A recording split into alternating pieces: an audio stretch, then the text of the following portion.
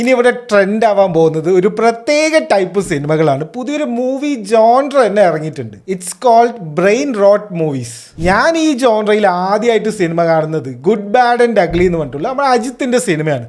അത് ഭയങ്കര ഹിറ്റായപ്പോൾ തന്നെ ഞാനിങ്ങനെ വിചാരിച്ചാണ് എന്നാണ് ഈ ഒരു ജോൺറയിൽ മലയാള സിനിമ വരിക എന്ന് വിചാരിച്ചുള്ളൂ. ഇതാ ഇറങ്ങി ബബ്ബ എന്നുള്ള സിനിമ ഈ ഒരു ബ്രെയിൻ റോട്ട് ജോൺറയിലുള്ള സിനിമയാണ്. ബേസിക്കലി എന്താണെന്ന് വെച്ച് കഴിഞ്ഞാൽ നമ്മളിപ്പോൾ സിനിമ കണ്ട് പുറത്തേക്ക് വരികയാണ്. അപ്പോൾ മറ്റേ റിവ്യൂ എടുക്കാൻ വരുമല്ലോ ആൾക്കാർ. അപ്പോൾ മൈക്കൊക്കെ പിടിച്ച് വരുമ്പോൾ ചേട്ടാ എങ്ങനെയുണ്ട് കഥ എന്ന് ചോദിച്ചു കഴിഞ്ഞാൽ നമ്മൾ ഒരു മിനിറ്റ് ഇങ്ങനെ ആലോചിക്കും, എന്താണ് ഇപ്പം കഥ. എന്നിട്ട് ഒരു മിനിറ്റ് കഴിഞ്ഞിട്ട് നിങ്ങൾക്ക് ഇത് കിട്ടുമോ ഇതിലുള്ള ഉത്തരം? ഇല്ല. കാരണം എന്താ, ഇതിന് പ്രത്യേകിച്ച് കഥയൊന്നും ഇല്ല. നോ ലോജിക്, ഓൺലി മാഡ്നസ് എന്നൊക്കെ ഈ പോസ്റ്ററിൻ്റെ അവിടെ ഇവിടെയൊക്കെ എഴുതിയിട്ടുണ്ടെങ്കിലും എൻ്റെ ഒരു അഭിപ്രായത്തിൽ എന്താ വെച്ച് കഴിഞ്ഞാൽ ഫുള്ള് സ്ക്രീൻ നിറച്ച് നമ്മുടെ സിഗരറ്റിൻ്റെയൊക്കെ വാണിങ് വരില്ല, അതുപോലെ കാണിക്കണം.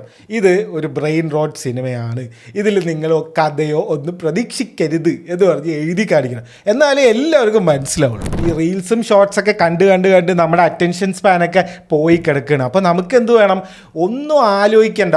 ഫസ്റ്റ് വന്ന ക്യാരക്ടർ അവസാനം വന്ന് അവനതിൻ്റെ കഥ മാറ്റുമോ, അല്ലെങ്കിൽ ആ ഫസ്റ്റ് എന്താ സംഭവിച്ചത് അത് പിന്നീട് വലിയ ഇമ്പോർട്ടൻസ് ആവുമോ, അങ്ങനത്തെ ഒരു ടെൻഷനും വേണ്ട.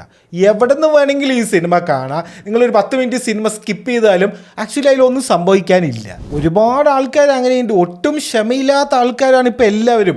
നമ്മളൊരു മൂവി സജഷൻ വീഡിയോ ചെയ്താൽ തന്നെ പറയും പേരെന്താ അവസാനം പറയുന്നത്, ആദ്യം പറഞ്ഞുകൂടെ എന്ന് പറയും. കാരണം എന്താ, അവർക്ക് അവസാനം വരെ ആ 2 മിനിറ്റ് 3 മിനിറ്റ് കൂടെ കാണാൻ അവർക്ക് ക്ഷമയില്ല. എന്നെ അത്രയും വിശ്വാസമാണ്. ഞാൻ എന്ത് പറഞ്ഞാലും എന്തുകൊണ്ടാണ് കാണണം, ഇതിൽ എന്തൊക്കെ പ്രത്യേകതകളാണുള്ളത്, ആരാണ് അഭിനയിക്കുന്നത്, എന്ത് പ്ലോട്ടാണ്, എന്ത് ജോൺറയാണ്, അതൊന്നും കേൾക്കണ്ട. അവർക്ക് എന്നെ ഫുൾ വിശ്വാസമാണ്.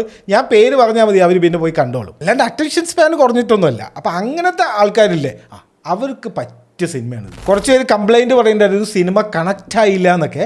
എൻ്റെ ഒരു സജഷൻ ഉണ്ട്, വേണമെങ്കിൽ ചെയ്താൽ മതി, 2 അടിച്ചിട്ട് പോയിട്ട് ഒന്ന് കണ്ടു നോക്കിയേ, ചിലപ്പോൾ നിങ്ങൾക്ക് കണക്റ്റ് ആയാലും ആവും. അപ്പോൾ ഈ ബ്രെയിൻ റോട്ട് ജോൺറ വളർന്ന് വലുതാവട്ടെ, brain rot movie of the year എന്നൊക്കെ പറഞ്ഞിട്ടുള്ള അവാർഡ് വരെ വരട്ടെ, അത്രയും വലുതാവട്ടെ. ഒരുപാട് സിനിമകളും ഇനി ഈ ജോൺറയിൽ ഇറങ്ങട്ടെ എന്നേ എനിക്ക് പറയാനുള്ളൂ, വേറെ ഒന്നും പറയാനില്ല.